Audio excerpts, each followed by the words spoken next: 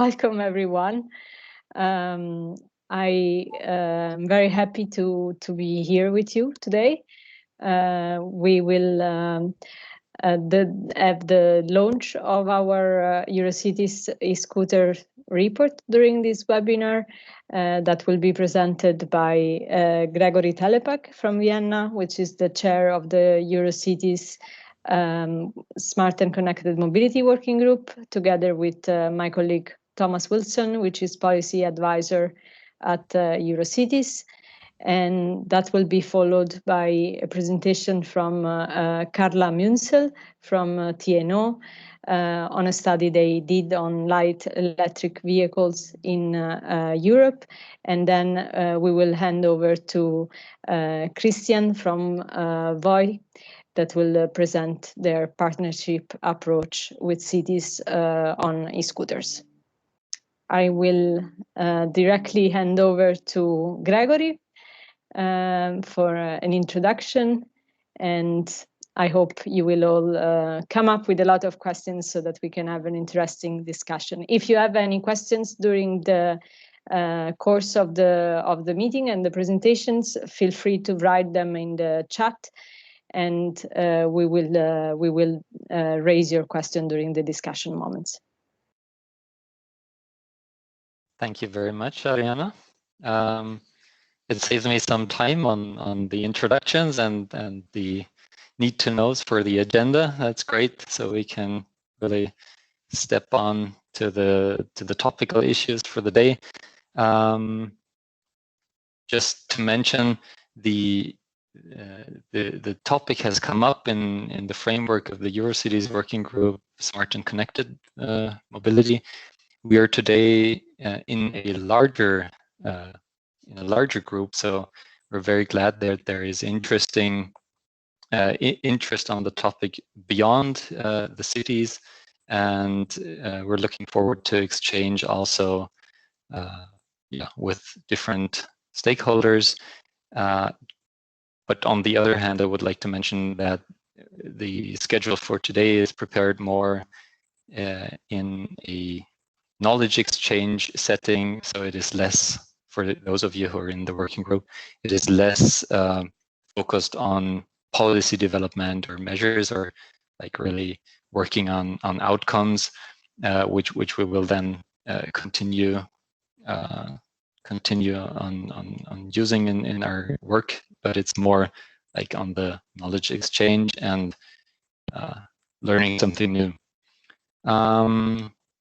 I think there's actually quite a lot of new things to learn, and so we have micromobility as a larger topic and the focus on shared electric scooters today. And we've seen that this is a very current topic. There's a lot happening. There's a lot of news basically every day, and cities in different countries, depending on the legislation, are in very different phases of implementation here, or in different phases of being confronted with the topic also. So also from that respect, it is interesting to actually have cross-European exchange, because there's these different experience levels also. Yeah, just to introduce basically the report which we've had, which we'll be discussing here as a first point on the agenda. It had quite a long run-up. The needs were specified roughly in late 2018, spring 2019, I would say. So it was then that cities saw a huge impact of micromobility and shared electric scooters locally, and that the interest grew, but also probably the nervousness grew a little bit about what will be the consequences, or also complaints were coming in about some situations which were undesirable, and so there was a lot of questions on how to handle that. And yeah, based on that, then in summer and autumn, we had a first survey with members focusing very much on the view and the perspective of the public administration. What can they do? What is being done in different countries and different states? What are the different impacts?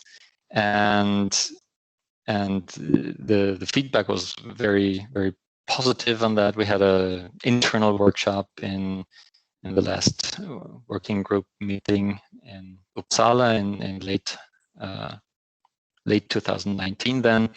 And the result from that was that we would further like to professionalize the report, which was there, to build on that. And therefore we decided to do an update because, like I mentioned, there's a lot happening. And in some cities, for example, the information which was input in summer was already outdated to a certain extent later in the year. Well, obviously we were hit then with a quite unexpected pandemic, which sort of delayed things and development a little bit, but we did continue with the work, and now basically it is ready, and it will be presented by Thomas as follows.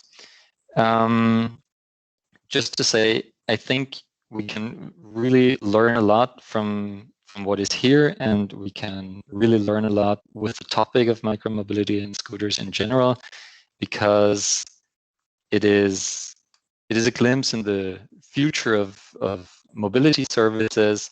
It is where business models are being trialed.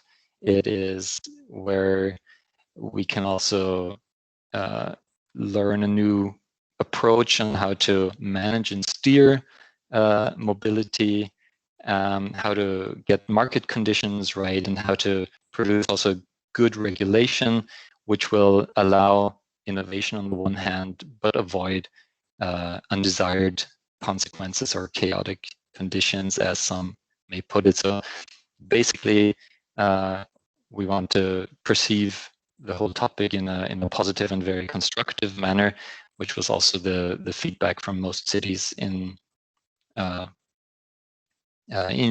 survey, which were actually quite a few. If we could see the next slide here. Exactly. So it was 20 actually in the end, which contributed, and you can see quite a broad variety, different city sizes. And what I also like to highlight is that the actual incidence of electric scooters in the cities was very different. So we had some which have very few operators or very few numbers of scooters. Also, we have several cities which have thousands of electric scooters on their territory and several operators.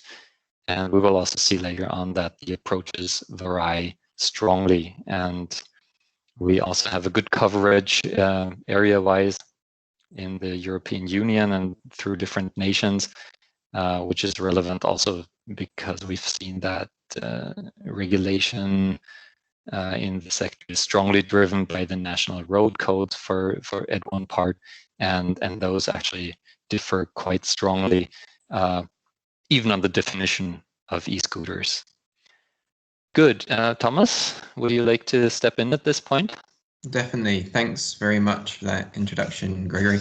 So yeah, as my colleagues mentioned, I'm a policy advisor at Eurocities, and I'm going to walk you through some of the results that we had from the survey.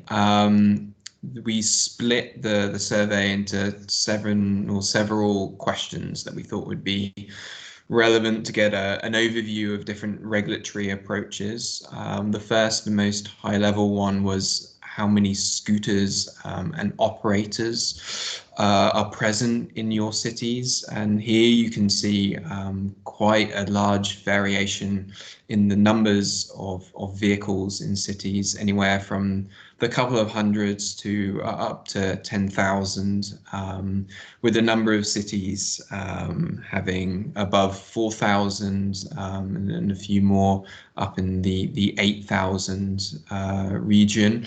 What we sort of broadly saw that there was some sort of general correlation between the number of operators and the number of vehicles present in cities. You'll see one city, Toulouse, didn't have e-scooters operating, and Oslo, there's no official number for the number of scooters present. As Gregory referenced, some of these figures might have changed since, but I think gives a pretty good snapshot of where we stand nowadays. Another question related to the collaboration between city authorities and operators, and there was a broad range of responses, most notably on the softer side of things. So information exchange and self-binding agreements were the most commonly reported. What came up a couple of times was soft forms of engagement underwritten by legal obligations as well. For those cities that reported other forms of engagement, one interesting case was Budapest, who used a pilot scheme as an experiment toolbox to gain some kind of experience with e-scooters on their city streets, and use that to inform their regulatory approach. Others mentioned regular dialogue with operators and permitting schemes as well. We also asked about challenges, and of the 19 cities that had scooters on their city streets, 16 reported challenges, either severe or less severe.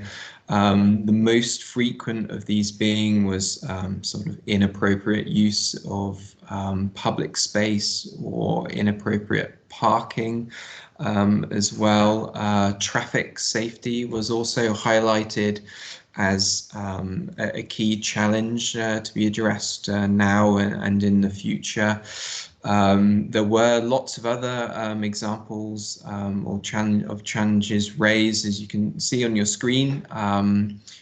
Quite a few related to reckless driving, so drunk driving or drug driving, the risk of conflicts with vulnerable road users, or inappropriate use of vehicles, so multiple person or on a single vehicle. For those that had bodies of water near their city, there was incidences of dumping in those bodies of water. Another thing that was raised as a challenge for some cities was this lack of an ability to either monitor or to kind of regulate the cities through a lack of a legal framework too. As we move onto the legal basis, what we saw was quite a significantly diverse legal framework across Europe, from which cities could then implement their regulations. So, for example, in Germany, e-scooters were reported as being roughly treated the same as e-bikes, and the city can only intervene in very specific situations, whereas in Sweden, the same is true, except that there are greater possibilities to regulate things like inappropriate parking, In Italy, with the new national framework there was an opportunity to, or an option, I should say, to regulate the total numbers of vehicles in operation. And where there wasn't a national framework in place, there was very much widespread reporting from respondents that noted the value of a constructive dialogue with operators, so building mutual understanding, solving challenges together. When we look at this as a sort of perspective of as a network of cities, these differences in national legal frameworks obviously cause some difficulties in best practice exchange, because what might be valid in one city and possible in one city may well not be directly applicable or even applicable at all in another city, which can cause some challenges in taking what worked in other places. In terms of instruments and restrictions, there was quite a wide variety, and you see cities using one or more of these. So we had localized driving bans or speed reductions, rated quite highly, geographic restrictions as well regarding the area of service. What wasn't taken advantage of or reported so highly was cities that had levied fees on operators in the cities. That was relatively low compared to the other instruments and restrictions that are reported. What was very common was a request to provide data to the city, and data attributes that were reported as part of this included things like the total number of trips, or temporal or spatial distributions of fleets in operation, or average trip length, things of that nature. And then we also had speed restrictions and others reported. On the objectives of these instruments and restrictions that are reported, cities spoke about things like traffic safety, the protection of vulnerable road users, ensuring sustainable modal shift, improving aspects like parking or better use of public space, as well as service quality as well.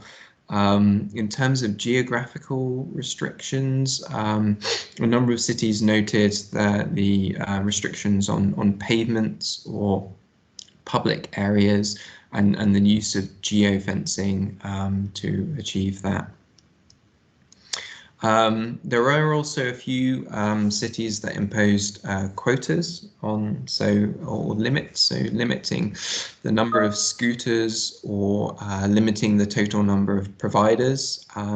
This was much less commonly reported, and particularly you see a difference in limits on the total number of scooters at 6 versus the total number of providers at 2, so much lower commonly reported. As we go on to what worked, there were a few things. I think what was most commonly cited as a success factor was early and continuous dialogue with operators. This allowed you to create mutual understanding, as I mentioned before, work through problems together. Other factors that were mentioned was internal coordination within the authority between different departments, as well as dialogue with other local authorities, police authorities. Also involving wide range of stakeholders, taking an open-minded approach to learning, hearing people's views, as well as being agile in how you adapt your local rules to your developing evidence base of the efficacy of those rules as well. There were some specific mentions about the usefulness of operators taking responsibility for wrongly parked vehicles with time limits attached to that as quite a useful thing as well. And looking forward to the future for many cities. So most cities reported that they likely would optimize existing regulation in the future. Some reported that because they didn't have sufficient evidence base, they would wait and see about the efficacy of regulations and then make some decisions based on that. But for the specific examples that were flagged, you see things like improving service quality, performance of fleets in operation, defining further speed reductions, or looking how to quickly adapt those regulations in place. Now, Gregory mentioned that the report was effectively split into two. So we did a survey part, and then from that we derived some options that could be available to city authorities as they look to optimize their future regulatory approaches. This was derived from the survey answers. I mean, there's some of the success factors and what seemed to work well, as well as a review of the literature and other examples, pilot schemes, and what was reported as quite useful. And this we broke down into 4 broad categories. So governance and oversight, managing the environmental impact of scooters, tackling safety and ensuring safety of users and other road users, and then finally data and data privacy. What I would say is that obviously because national frameworks will differ, or legal frameworks in general, options may not be applicable to all cities or available to all cities, but hopefully will provide a useful resource in seeing the kind of the spectrum of options that are out there in a possible toolbox of options in the future. So turning first to governance, I think to ensure that there's kind of a reliable, inclusive, and convenient service, consideration of things like fleet sizes, total number of vehicles, and then that geographic balance was something that was seen as quite valuable, and tied to that, ensuring that there's sufficient capacity within your local authority to manage fleets of that size, potentially linked to things like the use of fees to help build capacity. But you'll see some familiar options in there: cooperation and dialogue mechanisms with operators, broad stakeholder involvement to gain a good picture on how to best go about these regulatory approaches, as well as looking at things like penalties for non-compliance with contract within certain terms. Also, I think, and now as digitalization furthermore grows in importance on the agenda right across EU national and local levels, how to best integrate e-scooters in multimodal systems and ticketing platforms, and critically ensuring that social standards are met for local workers employed. As we move on to the environmental impacts, this is kind of broadly split into direct and indirect environmental impact, and what we saw was that in the direct impact factors that really affected the overall life cycle. Direct environmental impact included things like the manufacturing process, what materials were used, the collection practices by operators, and then also the recycling and reusability of these scooters. So in dealing with those direct challenges,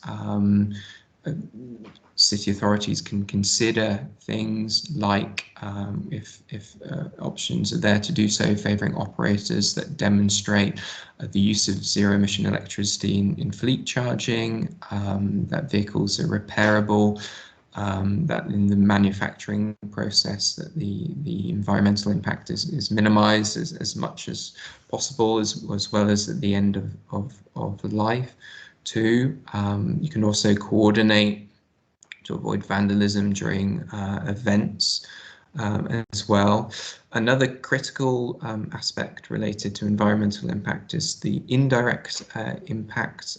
And here we're speaking about displacement of other modes. There was an interesting study undertaken by the regional capital of Brussels on the types of modes that users were using, what type of scooters, the modes that users with scooters instead of, looking at using, and then there was quite a significant shift away from public transport and walking and cycling, but also a 26% shift away from the use of passenger cars. And that might be, the effect here might be broadly related to existing modal split in a city, and is perhaps worth bearing in mind.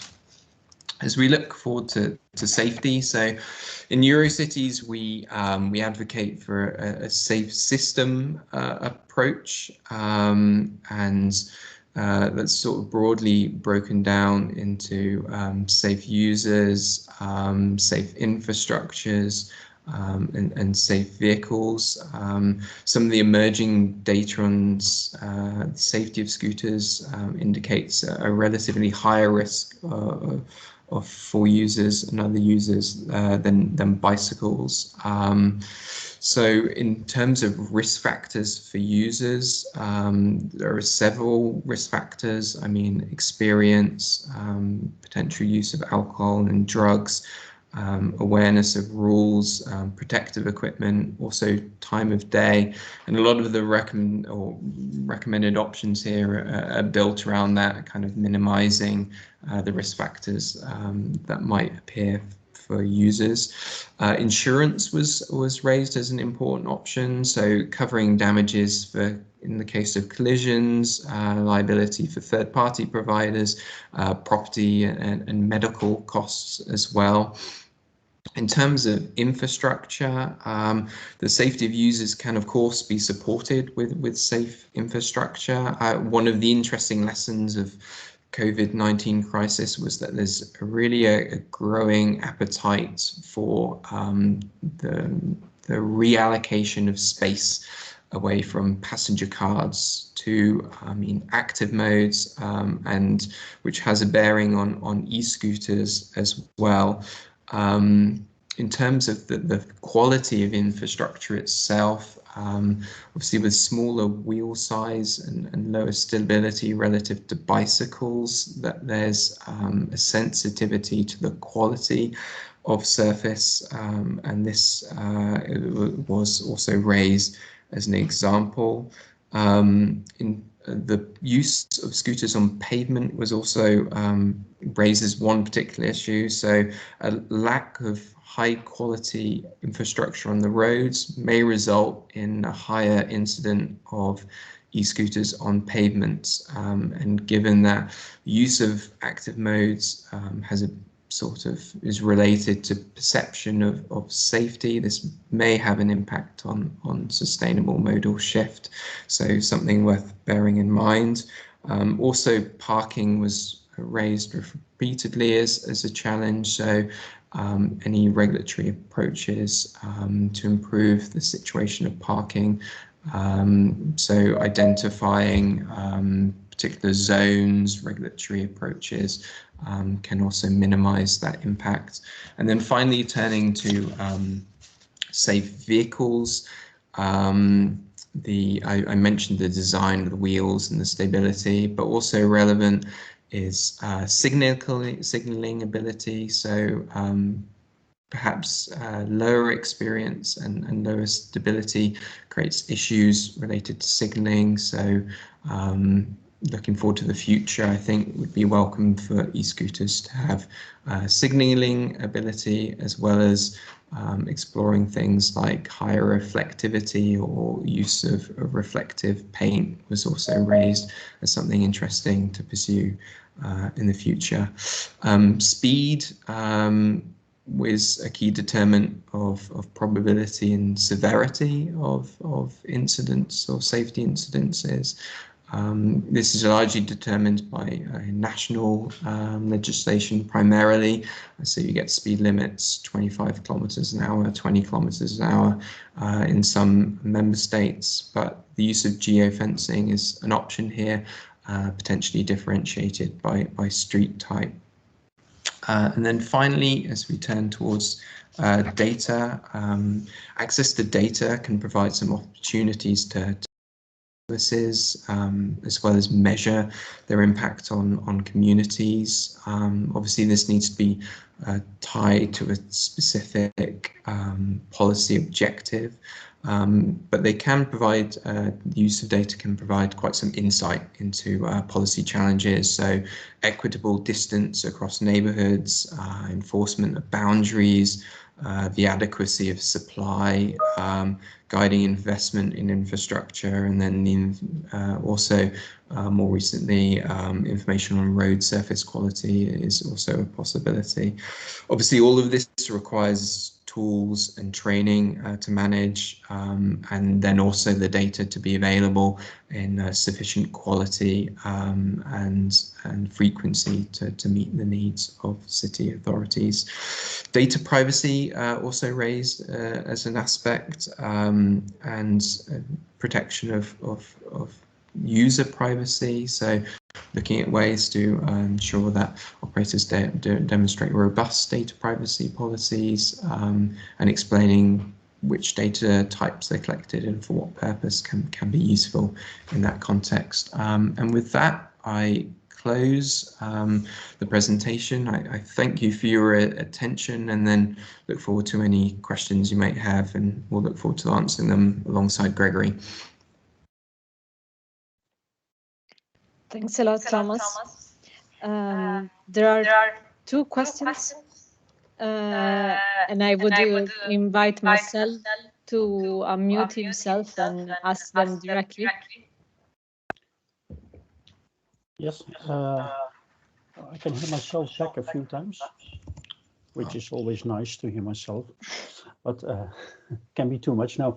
I have two questions indeed. You say that you see there is a change in model shift, or there is a model shift because of the introduction of LEVs. Is there also a direct link then to what it means for traffic safety? Are the cities that look into that, or did you experience this? Besides the general, perhaps, a change in traffic safety because of the direct link to between scooters and other traffic, but also that the mix of traffic changes, the model shift, model split changes, and therefore also an increase or decrease in traffic safety occurs? Yeah, it's a good question. There's only early data, I think, available on the sort of safety aspect, particularly related to modal shift changes as well.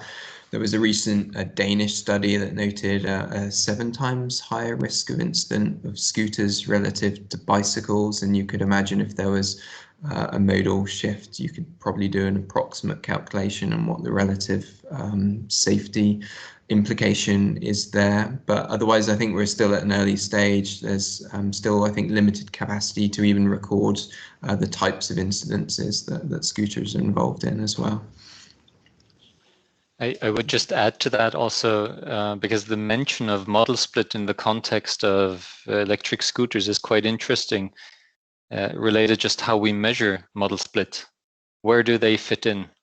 And so I think, Marcel, what you're aiming for is, did we see a decline, for example, in the mode of walking because of safety issues?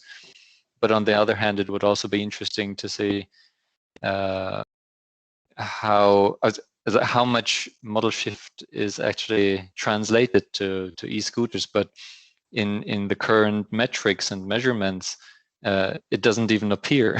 So this would actually be an interesting topic on its own and somewhere on the side to get that right, and to agree on, will this be sort of a separate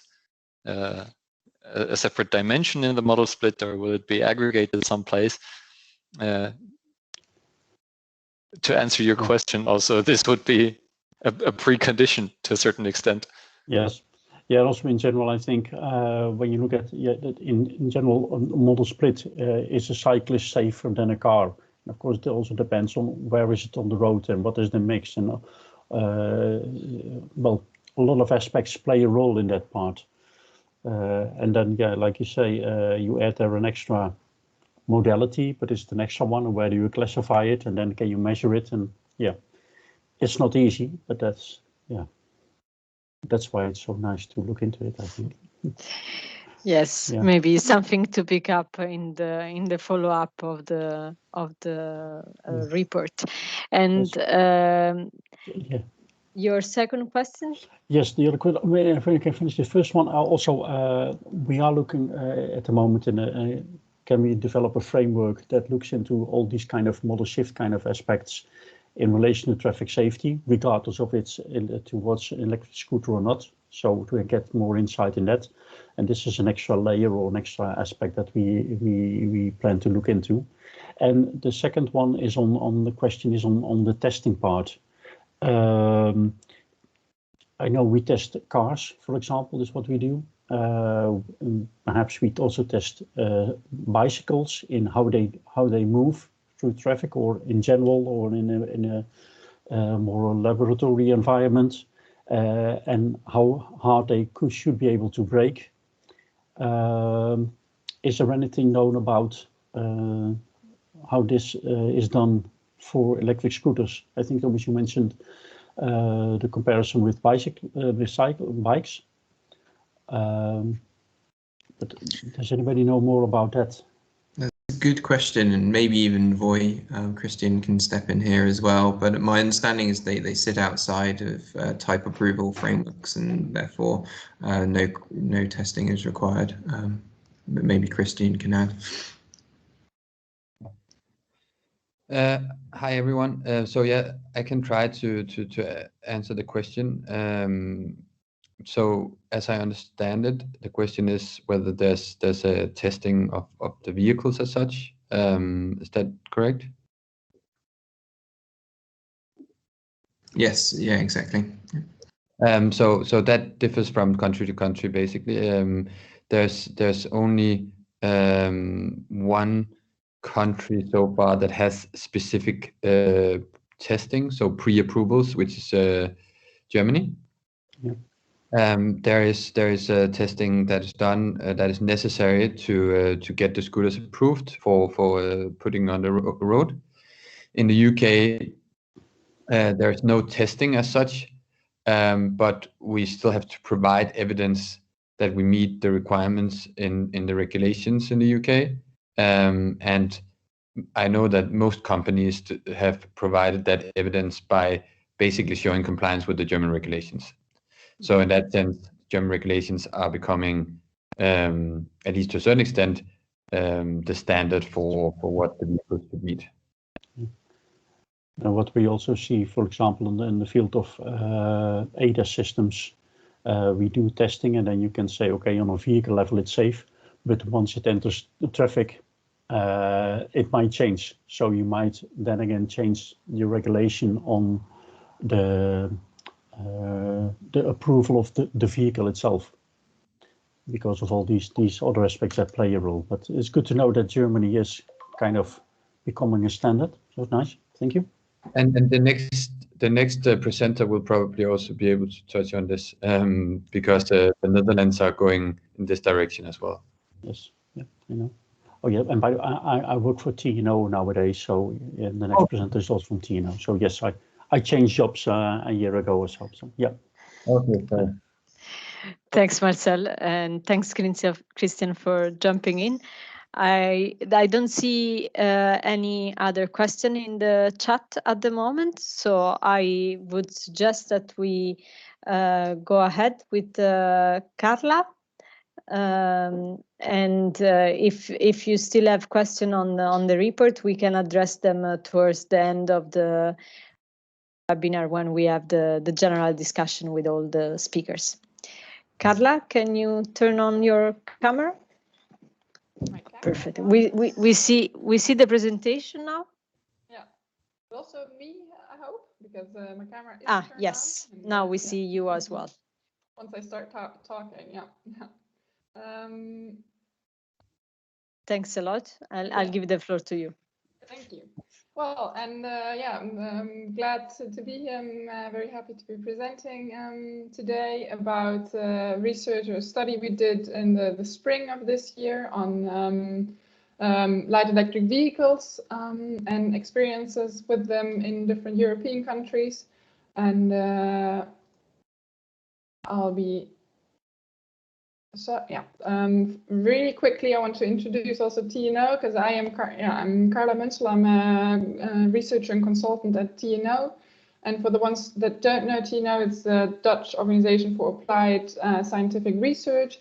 And we work on all kinds of different topics, around 3,500 employees in the Netherlands. And I am the same as my colleague Marcel Meersen from the Unit for Traffic and Transport. So we do research on the topics of different transport and traffic topics, and work together or work for government, but also for industry players. And this study, or what I want to talk today about, is, well, I'll first give a very quick introduction, or actually more of a tell about the motivation for the study. Then I'll go into the two parts that the study had. So one was the market analysis, and one was a country scan, so where we looked at the regulation in different countries. And then I'll end with the conclusions and recommendations we gave to the Dutch ministry, because we did this study for the Dutch Ministry for Infrastructure, and they are looking into micromobility as it's growing, and it can be a solution for short distances and can add new possibilities here. And in the Netherlands, step scooters that the Eurocities survey was about are not yet allowed in the Netherlands. Last country standing here in Europe, I think, where they are not allowed. But the same is also true of the other light electric vehicles. So I want to say again that the study we did was not just on scooters, but on the larger group of light electric vehicles. And it was also not just on, or not specifically on, sharing services around scooters or other light electric vehicles, but in general on regulation around light electric vehicles.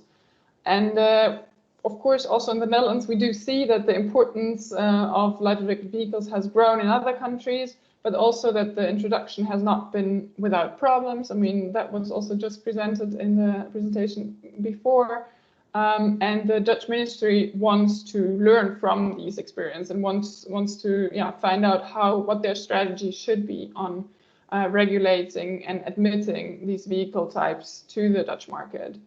And we did this in a team of different experts with also different backgrounds, more on governance, more on regulation, or more on the technologies and with the knowledge on safety issues of vehicles.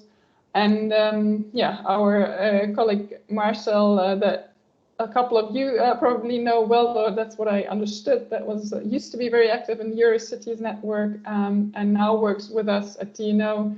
Well, was involved at the very beginning of the study, and then Corona hits, and well, we're very happy that now Marcel can join this discussion again with us. So to say something about the goal of the study, yeah, the lighted vehicles, or most of them, are not allowed yet on Dutch streets, and there's also no requirement yet on the use or admission of them. And the aim of the project, as I said before, was to get a good picture of what is coming our way in the field of light electric vehicles, so what kind of vehicles, and yeah, how to learn from experiences and the choices and strategies that other countries have made. So I'll first now go into the market analysis, where we looked into, okay, what are these vehicles? What is coming our way? What are the different types of them? As you can see here in the picture, there's all kinds of things. They're very much in size, in speed, in how they're used, who uses them, where they maybe could be used on the road. So there's a large variety, and yeah, we try to categorize all these vehicles to actually make this chaos manageable a bit more. And yeah, because a categorization can then be a basis for controlling and steering and setting up regulation. And we categorize it in 7 groups. So you have the electric step scooters and scooters that do have a handlebar. There's electric bikes. And then there's electric self-balancing vehicles with a steering or a handlebar, like a Segway, for example, and the electric balance boards that don't have a handlebar. The light electric vehicles aim for the disabled, like the scootmobile things, the like 2-seated city mini cars that exist. And also a 7th category, small automated electric vans, so these that are used often for shuttle, these small shuttle buses. But it's of course also very important for the Dutch ministry to here look into the specifics of the Dutch market and the infrastructure we have in the Netherlands, because they do differ, of course, from other countries, and we need to translate the learnings to the Dutch context. We, of course, have a very good cycling infrastructure with a lot of cycle paths in the Netherlands, and well, also a cycling culture, so that is already a large part of the modal split. We also, yeah, if these micro-mobilities, these light electric vehicles are introduced, you also don't want them to be taking away active mobility, like active cycling, but rather, yeah, take people from a car, for example, into to these micro modes. So it's very important to adjust the regulation to the Dutch context. An example here of interesting phenomenon about the Dutch regulation that is, yeah, for some vehicles are allowed, but most are not, is that there are, for example, these step scooters that are allowed on the Dutch market because they have a saddle. So, but the saddle is actually unfoldable, and they are actually only allowed if they have their saddle upright and if you're using it. So they are admitted to the market, but then the question is, how do people actually use them? And you have to then enforce that. So that is a problem of also this, that this market for light electric vehicles is a global one. There's global sales channels, and sometimes these, yeah, it's difficult to control the standards and control what comes into the Dutch market, and if people know enough about the regulation. But there is at the moment, of course, also in the Netherlands, more collaboration going on. There is discussion on how to admit these vehicles, on policies, and on how enforcement could be regulated. And now I'll go to the second part of the study, so the country scan, which is maybe even more interesting for this audience here. And that is, well, what we did is we analyzed a lot of European countries. We analyzed also Singapore and the US, which are interesting cases when you look at micromobility and light electric vehicles. What we did is doing desk research, researching what the documents and we found online. We did interviews with experts from different countries. And we also had a survey with policymakers in these countries to get a better idea on what the regulation is about, how things are being regulated, and what issues arise. And what we then did is we actually categorized the regulations to different types, different strategies that countries also have on regulating electric vehicles. And there are Netherlands, for example, that has that basically prohibit electric vehicles, at least the ones that fall outside of the current regulation. Well, on this slide, the UK is still on there, but of course I do also know that in the UK there are trials going on with allowing light electric vehicles and allowing scooters. Then there are countries that don't really have a regulation yet, or at least not that or where the process of developing the regulation is going on at the moment as well. Then there's countries that don't have a national regulation necessarily, but there's rules, different rules in different cities or states. Or countries integrate the light electric vehicles into an existing category, which is mostly bikes. So light electric vehicles are just considered as bikes, and then that regulation is applied. Or there's countries like Germany that we just talked about that put up a new category of vehicles with a new regulation. So that's already to see these different types of regulations, of approaches for regulation. What we also identified is that, well, there's regulations actually on different aspects. So you can regulate or there can be rules and policies on the product, so technical requirements, a lot of about vehicle safety, these kind of specifications of the vehicles that can be regulated. Then there can be rules about the use. So, well, do you need a driver's license? Do you need to wear a helmet, and so forth?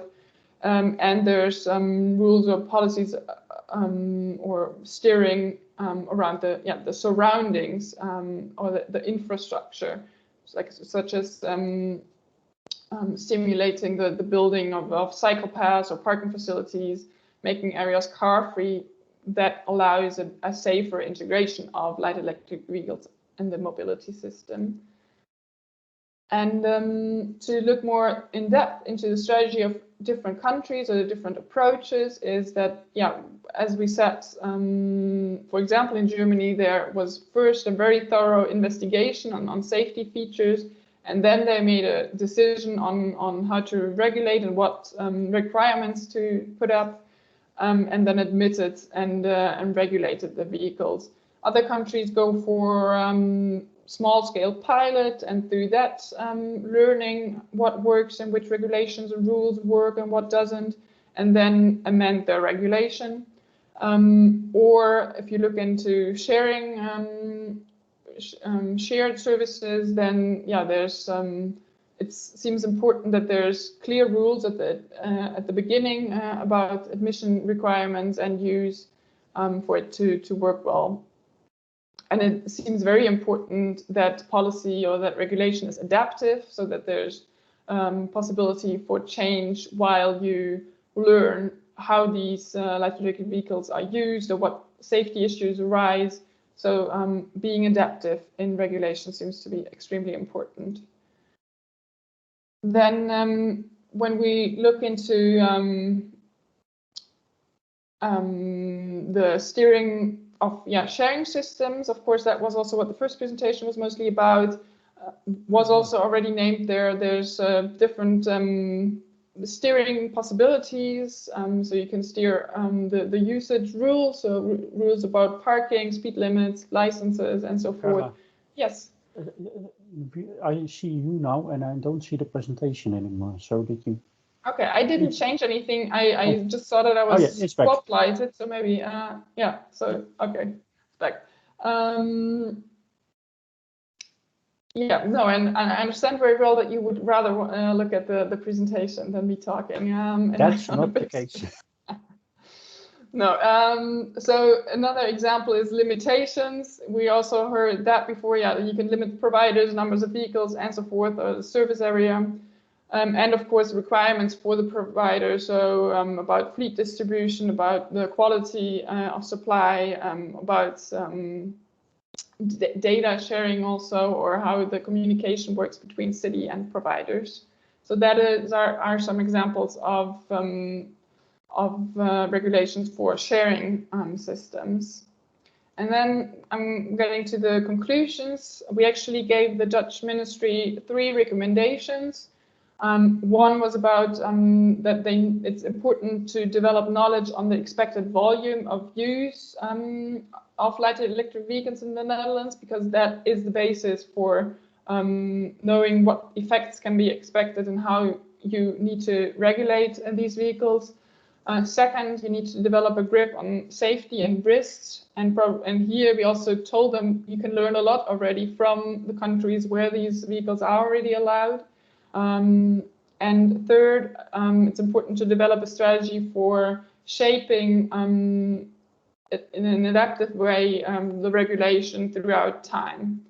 I'll go into these 3 points very quickly, because I know time's also running up, I think. So what I said is, yeah, you need to make estimates on the use of these and the uptake of these light electric vehicles to be able to understand the effects that these vehicles can have on cities. And that there, of course, are differences, or probably there are differences in the effects depending on if these vehicles are only allowed or only used in private ownership, or if they are provided in sharing systems. That makes very different scenarios probably. And what is important to when you estimate the use is that you understand who the users are, how they use the vehicles, for which kind of journeys and so forth, and what the effect of a particular infrastructure is on the effects. Then the second point was getting a grip on safety and risk. So you need to get insights on that. Important for safe use is knowledge on products, users, surroundings. We also heard a lot about this in the first presentation.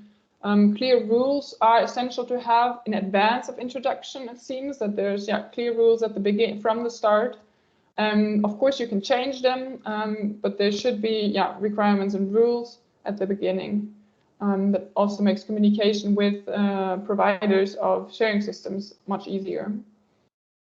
And then the third point, creating a strategy for shaping the regulation around LEVs. There's different kinds of approaches that we saw in different countries. So it's extremely important to think there, okay, do we first want to work with pilots? Do we first want to do our own safety requirements testing and then put down a regulation, or do you right from the start also want to allow sharing systems or not? These kind of different approaches you need to look at and consider and make a decision on. And there are of course different forms of steering available to a government. So you can set requirements, standards. You can think about subsidizing services. And with that, that's actually were the conclusions of the presentation. And thank you so much for your time and for listening. If there's any questions, I'm of course very happy to try to answer them. Or if you are interested in our report, also please contact me. Thank you. Thanks a lot, Carla. Extremely interesting. And indeed, we can share the study that you developed with the participants if they wish to receive it. There is one question for you from my colleague, Peter. did TNO look into the possibility of creating dedicated lanes for light electric vehicles or expanding existing cycling infrastructure? Mm-hmm. A very interesting question, and we did discuss this question because, of course, when you look into light electric vehicles, also when you look at it, how it works in different countries, you always see that as a point, okay, where should they be used? Should they be used on the cycling path or not? And in the Netherlands, of course, we do have a lot of cycling infrastructure, so that is different from other countries where actually that is a problem that, okay, you don't want them on the roads, basically, it's not safe, but you don't want them on the sidewalk. We actually have the cycling infrastructure here, but also that gets crowded and there will be different speeds. So it was definitely a discussion point. But we did, in this study that we did now, we did not look more in depth into how you could do this. We definitely did discuss, well, you should probably expand cycling paths, take away some space from cars, could be a possibility to make it safe. Ariana, can I jump in here for a second?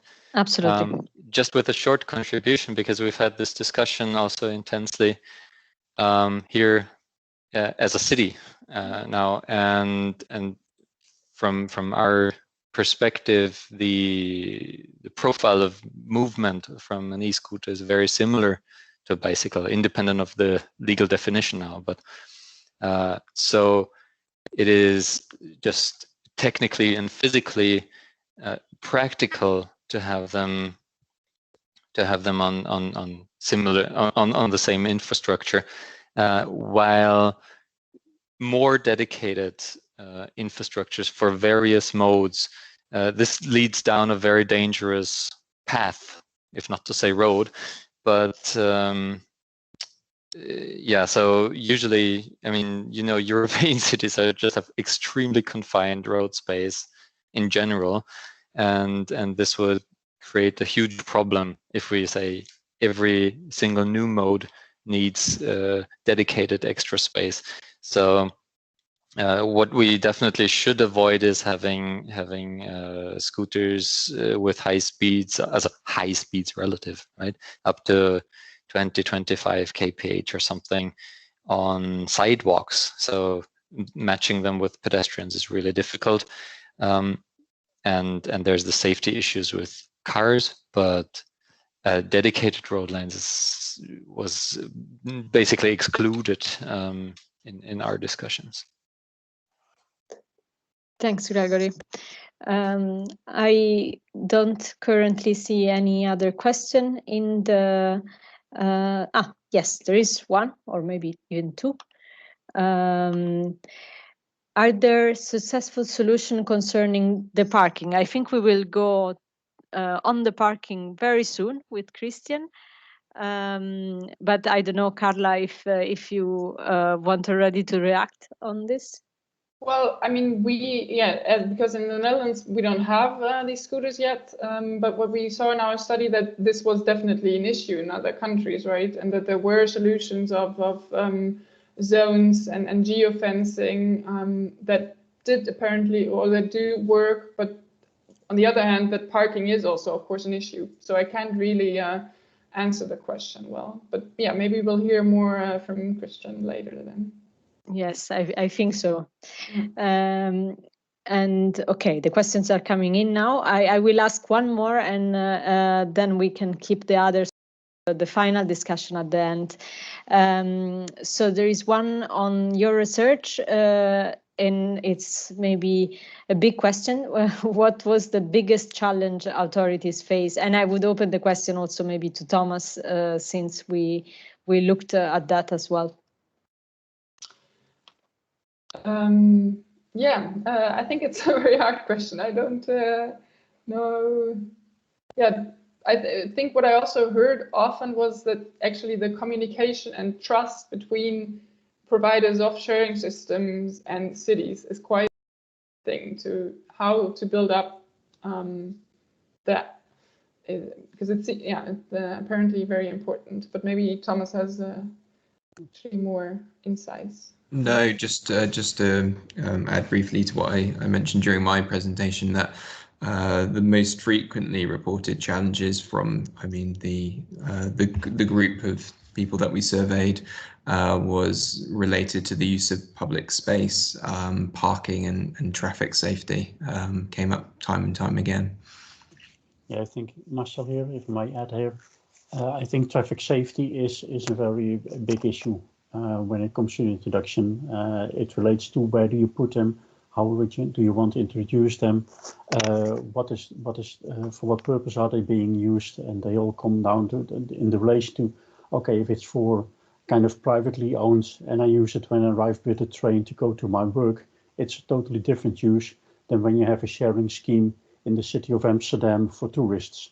So the impact on and how to figure out what is the impact, and based on the impact, how would you like to deal with it? What are the consequences and how would you like to deal with it? Figuring that out is really a challenge because of the broad scope and possibilities. Yes, thank you, Marcel. Okay, I think we can now go to Christian. Thanks a lot, Carla, for your presentation. And any question that I didn't pick up yet, we will try to cover them at the end. Christian, the floor is yours.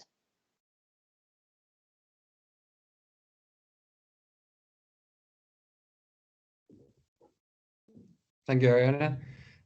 Can you see my screen? Yes. That is good. Then I will start my presentation. Thanks, first of all, for inviting me to present. It's a pleasure to present here, and congrats on the study. I think it's actually quite an accurate picture of the state of cities right now in Europe. That's at least also my picture. I think the challenges are that we see and hear from the cities are exactly the same, and also in the same order. The solutions are also some of the solutions that we are bringing up to cities and that we are discussing with cities.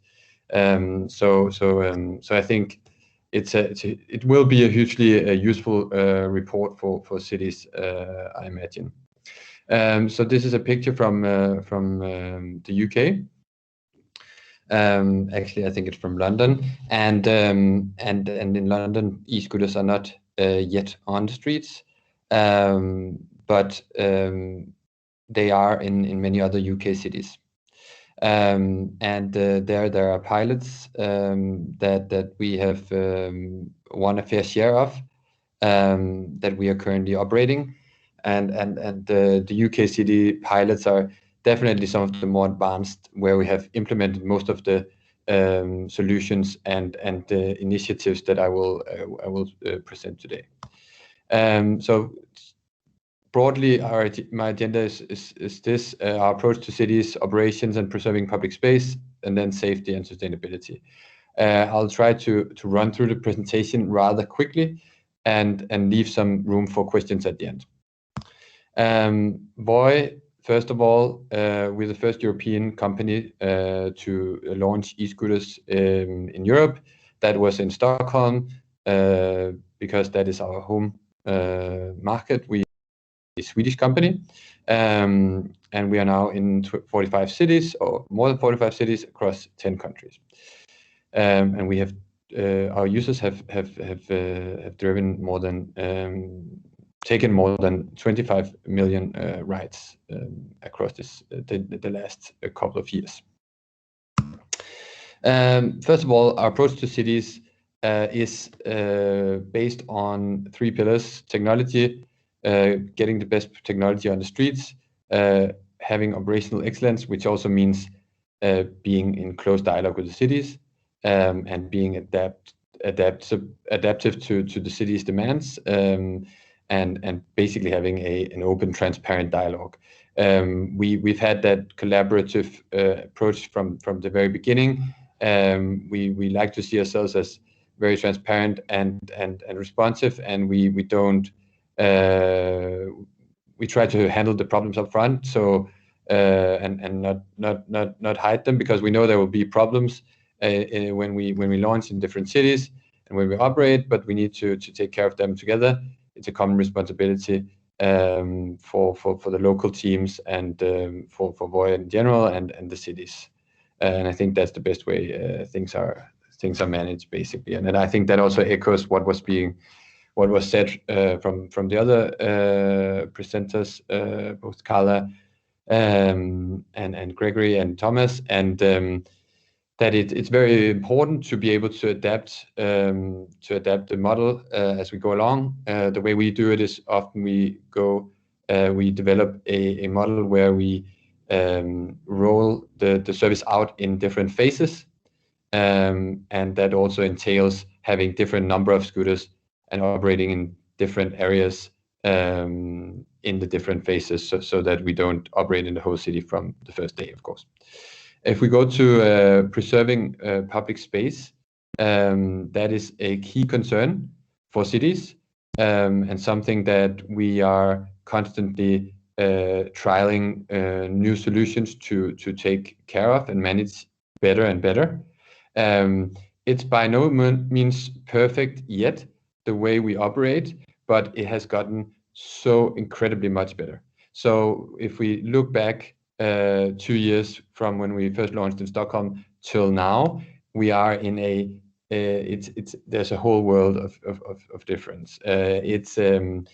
Back then our GPS was very inaccurate. The scooters were not very stable. They did not have double kickstands, so that they fell down quite often. The virtual docking stations did not work as well, and our operations was not as trialed and tested, of course. So what we have invested in is, of course, technology, first of all, to be able to do parking solutions. And that technology is, for example, or is, you can say, centered around our IoT module in the scooter. And that has constantly improved. We are developing that in Sweden and developing it in-house and producing it with the same producer for all our scooters. So it's not something we just buy off the shelf. It's actually something that we develop ourselves, and we can constantly put new things into that IoT module. And with the newest one, we can actually we can geofence and know the location of the scooter down to an accuracy of 1 meter, and that is improving even further. We're actually testing with some cities solutions where we also connect the IoT module to infrastructure, so where there are sensors placed in the infrastructure, which can get us even better location precision. And that is the key to having good parking, basically. The better precision you have of your location, the better parking, and that is not that is going to be true also in the future, I think. So we see that as a competitive advantage, that we can test that, and we can show that the parking works. But we also have a virtual docking solution at the moment, where you scan a QR code as a user when you end your ride in a parking location. The daily operations are also very important, making sure that scooters that are not parked well are quickly removed or quickly reparked or rebalanced, as we call it. And there we provide a guarantee to cities within a few hours or within 1 hour, as it says here, which is typically what we have done with the UK cities where we have recently launched. Then we have education. Education is very important for the users, both with regards to safety, but also with regards to parking, which is also safety because it's safety for vulnerable road users and pedestrians and so on. And we have a traffic school that we developed with VIAS and NTF in Sweden, and that traffic school is basically adapted to each traffic regulation in each country, so that when users take it, it's the local rules, and then you get a bit of credits when you have finalized education, and you also get a free helmet. So we try to, of course, educate people as much as possible. The best possible education in my experience, has been when we have done it in partnerships with the cities. So where education is coordinated with how the cities communicate to the citizens in general, and how the police also enforce, of course. So that kind of coordination across internally in the city and with the operators with regards to communication is quite important, especially in the beginning. And I think that also aligns with the conclusion in the TNO report that Carla just went through, that it's very important to regulate first, and the sooner the better. So I think we've seen less problems in the cities and the countries where regulations have been most clear from the beginning. These are some of the parking zones that we use and that we can implement. We typically implement more restrictive parking in the center of the city and less restrictive parking in the wider areas or in the suburbs, and that is very logical in a sense. It's because it's more densely populated in the center, and therefore the parking needs to be more restrictive. So that means mandatory parking spots and even physical parking. When we look at safety, again, education, I already talked about that. We also have rider screening, meaning age verification. We have insurance that meets local requirements, awareness campaigns, drunk rider prevention. We just recently launched a reaction test that we rolled out in most cities that tests users' reaction time in evenings and nights, in weekends, and kind of warns them that driving under the influence is not a good idea. And then also free helmets. We have also tested helmet solutions like helmets on the scooters, but it has not been adopted by cities in the recent months because of for many reasons, but mainly because of COVID. It's not the best idea to have shareable helmets on a scooter with a virus. So on to the other part of rider safety, which is incentivizing good user behavior and safe user behavior. And one of those things is helmets. We've seen some cities and countries considering helmet requirements, which we support wearing a helmet, of course. There's good evidence for helmets being a good idea for when you ride a bike or a scooter. You simply get less serious head injuries. So that is, of course, something we also recommend and incentivize, for example, through our helmet selfie, where our system basically recognizes if you have a helmet on or not. So that is a fun feature that we are still testing. We've seen good initial results with, but of course it is difficult to get users to wear helmets because scooters are also very it's a means of transport that you take when you, for example, connect to public transport or so on.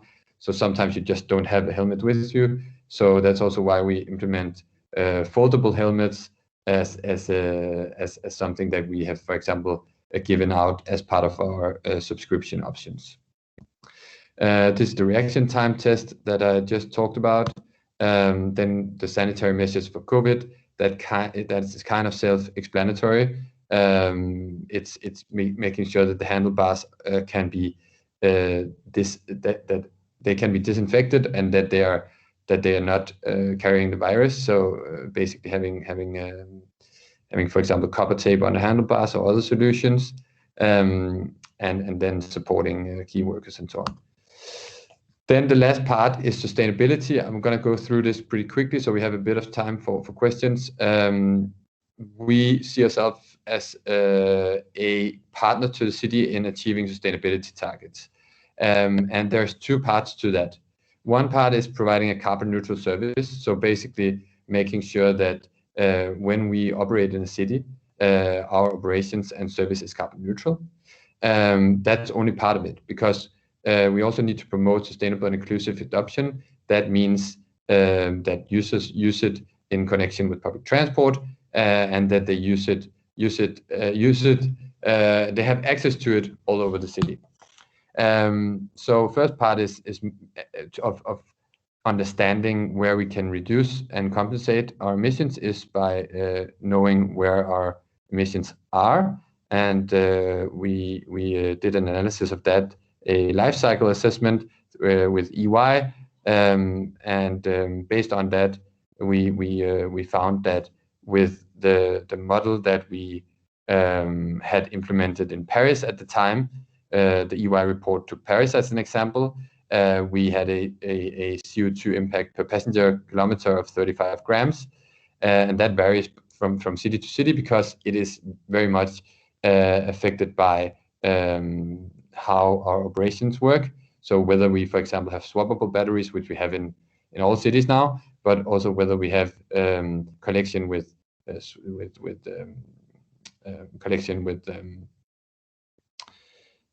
cargo bikes, or collection with e-vans, or collection with fossil fuel vans, right? And we are transitioning to electric vans and cargo bikes in most cities, or in all cities. Of course, it's taking it's a lot of investment to transition directly to cargo bikes, because you need a lot of people driving around. So sometimes it's necessary also to have vans, and especially for taking the scooters in for repair, for example. But what we have implemented is the EY report also certified the lifespan to 24 months, and that's very important to say, because I think there's a lot of myths out there going around that the lifespan is very short on scooters, and it certainly was 2 years ago, but now it is much longer, and it's good to be able to say that we have a verified lifespan of 24 months. We see that with the current data, lifespan is actually longer, but that also gives cities some kind of peace of mind when implementing these solutions.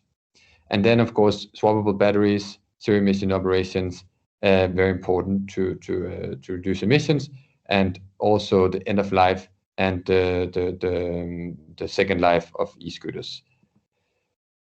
I already talked about this, and then this is kind of how different initiatives affected the reduction.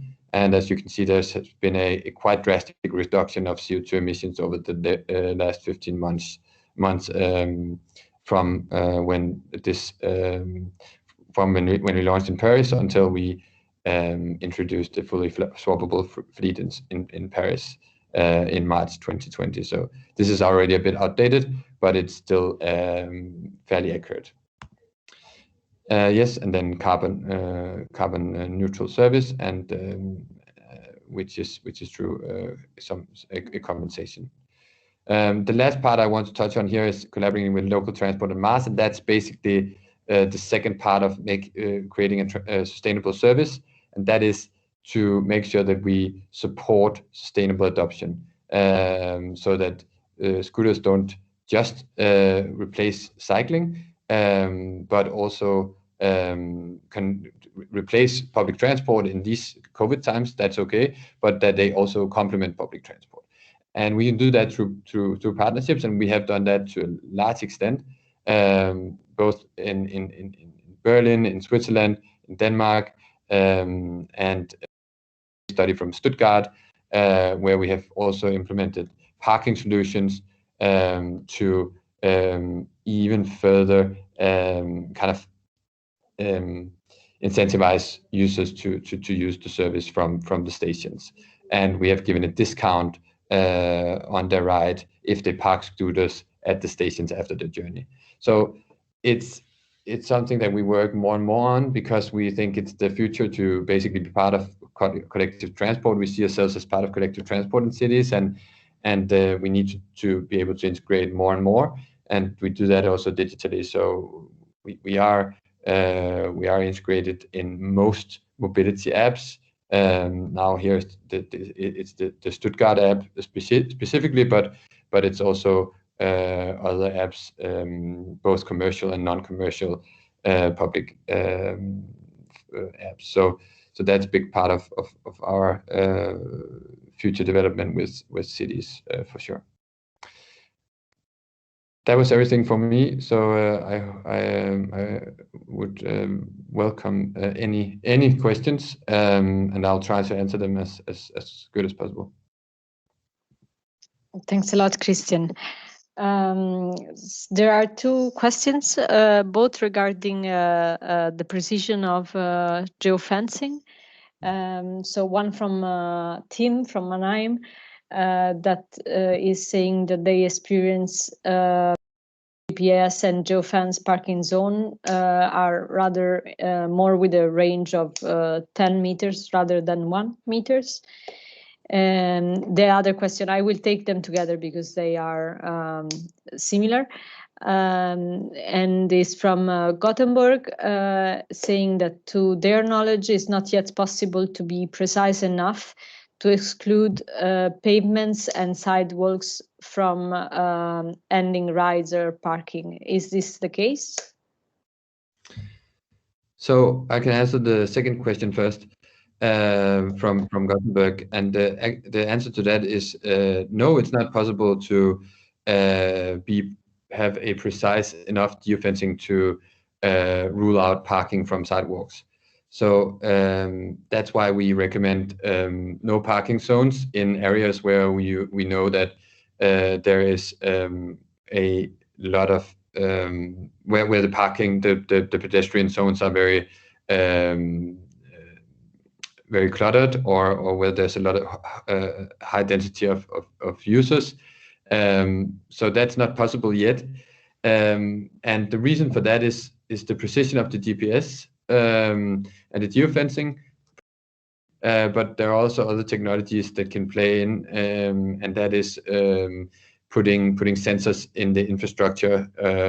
And I think that is something that more and more cities will, if cities adopt more and more shared mobility services, that might be a solution also.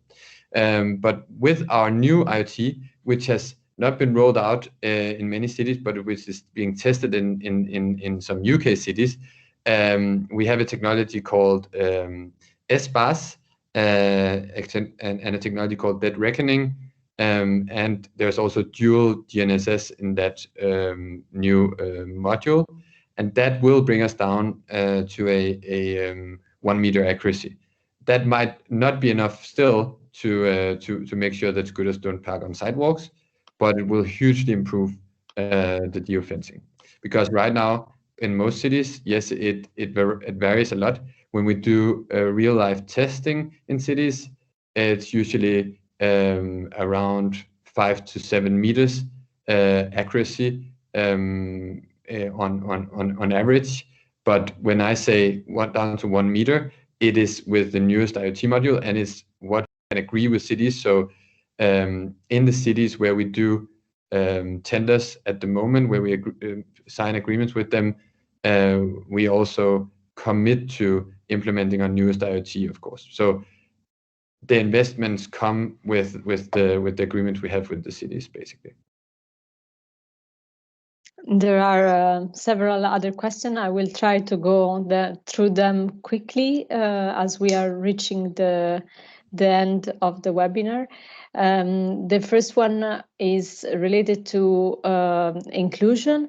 So Eric is asking, what does inclusion mean for VOI? Attention for people with some kind of disability, or geographical, or on the geographical side for transport in rural areas or others? Yes, that's a very good question. I had to skip some slides for this presentation to fit the schedule, so I did not have the VOI for all slide in there. But we have a program called VOI for all, and that is basically a program where we align our service and the reduction of our service costs with governmental support schemes. So that means that in France there's a common scheme that is where that is given to low-income groups, and we align with that, and they have a high discount on the use of VOI especially on the subscription model, so that it's always accessible for people also in lower income groups. That's one thing. That's also something we can agree specifically with the cities, of course, with individual cities. And the other thing is to also make it available to people everywhere. So not only in low income groups, this overlaps a little bit, but also in areas with lack of transportation, basically. So that we meet transportation goals or inclusiveness goals in the cities, which is often very important for cities because it's something that also creates more equal access to not only to transport but also to other opportunities. Thanks. Yeah, I've seen this in several cities in which the e-scooter, there was a request from the city to put the e-scooter in places where there was maybe a lack of public transport, so that it would cover some parts of the city that otherwise would not be served. Okay. I will take first the question from Sergio, and then finally the one from Alex, because I think we can close with the one from Alex. How do you promote correct parking on the proper spot? You mentioned giving a feedback if the people, or giving a discount if the people park in the right spot. Is the economic incentive successful? Yes, it is, but it's not 100% successful, of course. So if we want people to park 100% in mandatory or in parking spots, we need to make them mandatory. And by doing that, you basically force people to enter right there. And if they don't, it will still the meter will still tick in a sense, right? So it will cost them money if they just place it somewhere else. And that is not a very good model for the whole city, because it doesn't create flexibility for the user, but it can be a good model in some areas of the city where it's very densely populated and where the space is very limited.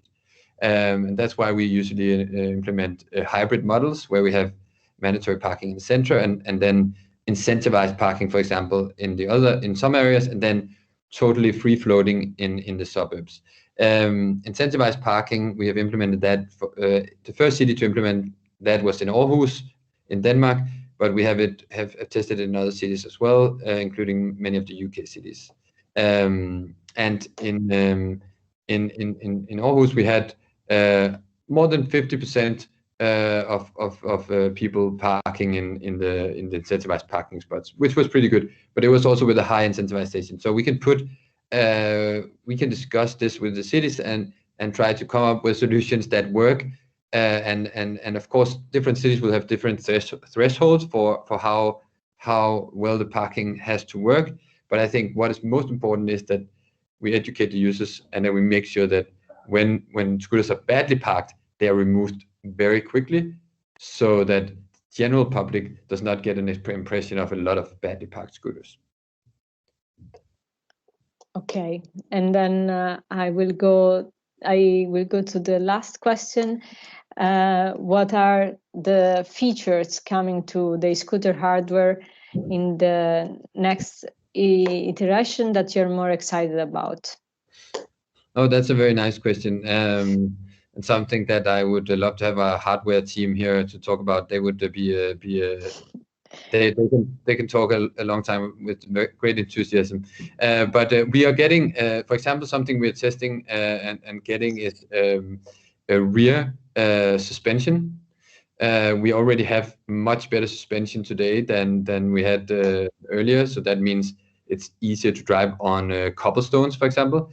And with rear suspension, that will be even better. So that's a feature I like a lot. And then for safety, I think a feature that I often talk to cities about is the blinkers that will also be on our next generation scooter, something that has also been considered for the Netherlands in the regulation there. And I think that is also an important feature. So those two are least important to mention, I think. And I was, you know this already, Christian, but I was pretty impressed about the copper anti-corona handles of the e-scooters. Yeah. That you mentioned before. Okay, I think there is a broader question on the impact on the use of e-scooters with the current crisis. I don't know if we really have the time to go into that. But I mean, if you can stay in the call, maybe a few more minutes, we can try. And if people have to leave for the next meetings, I would already like to thank everybody for staying with us so long. But yeah, the question was on the impact in the use of e-scooters with COVID, and I don't know if also from the cities participating in the call, there is someone that wants to say how it went in their cities.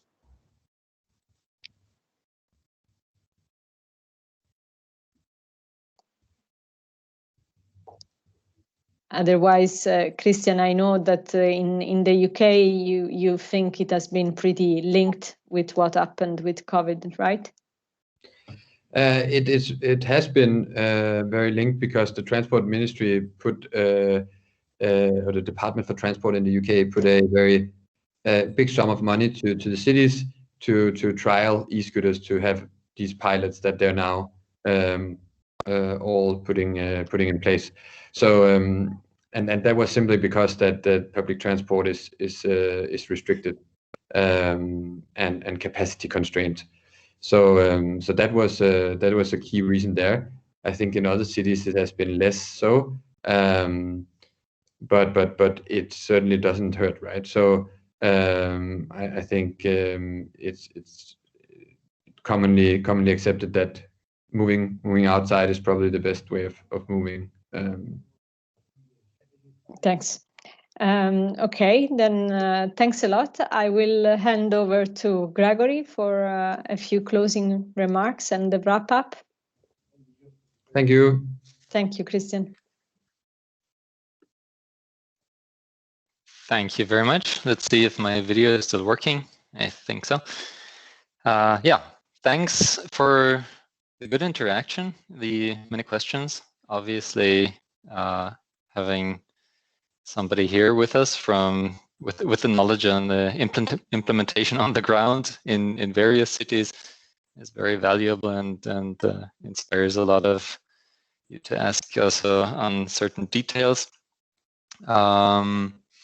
I would like to, at the end, look a little bit more at the general perspective again, which was also mentioned and was in actually two of the presentations explicitly mentioned about the earlier the regulation is, the better, and the more clear it is, the better. So it basically helps everybody adjust. This is certainly a takeaway for city administrations to look at that, to be as precise and as clear and as stable as possible. I will also say on that, we're all still learning on the subject, so we cannot avoid iterations and becoming smarter. I very much would like to highlight also the results on current implemented rules and regulation schemes. So I believe we can go a lot further on smart incentivizing and smart regulation instead of hard rules. There's actually a lot to be done and a lot to be learned on how to communicate digitally all these different needs and requirements, and how to do that also in a way which is feasible for public administrations and for operators and understandable for the customer in the end, for the people outside. So it's probably not the last time we'll be dealing with this topic. and I think it's a very interesting and dynamic field, and I'm glad we could have this session today. Thank you very much from my side, and looking forward to more interaction and hearing from you. Thanks a lot, Gregory, and thanks everyone. We will share the presentations and all the studies and reports in the coming days. Thanks to the speakers for being in us, to Marcel for putting us in touch with TNO, Thomas for the great work on the e-scooters, everyone. Bye. Bye.